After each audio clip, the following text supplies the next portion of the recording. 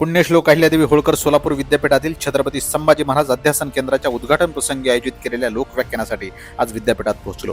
तिथे कुलगुरूंच्या कॅबिनमध्ये चहापान करून आम्ही मान्यवरांसह मुख्य सभागृहाकडे निघालो। मर्दानी खेळांच्या प्रात्यक्षिकांनी आमचे स्वागत करण्यात आले। सभागृहात प्रवेश करताच प्रारंभीला दीपप्रज्वलन करून आम्ही शंभूराजांना अभिवादन केलं। विद्यापीठाचा सत्कार स्वीकारल्यानंतर काही गुणवंत विद्यार्थ्यांचाही सन्मान पार पडला व त्यानंतर नामदार नरेंद्र पाटील आणि कुलगुरू प्राध्यापक प्रकाश महानवर यांच्या भाषणानंतर मी लोकव्याख्यानास उभा ठाकलो। तासभराच्या व्याख्यानातून शंभूराजांच्या चरित्रातील अनेक प्रसंगाचे दाखले देऊन उपस्थितांना प्रबोधन केलं। ज्ञानी माणसाच्या गर्दीला विचाराने जिंकता आल्याचे वेगळेच समाधान लाभले।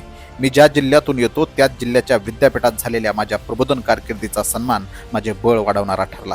व्याख्यानानंतर विद्यापीठातही फोटोंची छबी टिपण्यासाठी स्टेजवर आलेले श्रोते पाहून मी भारावलो। सर, आज विद्यापीठ गाजवून टाकले तुम्ही। तिथल्या प्राध्यापकांनी दिलेल्या या प्रतिक्रिया मला 10 हत्तीचं बळ देऊन गेल्या।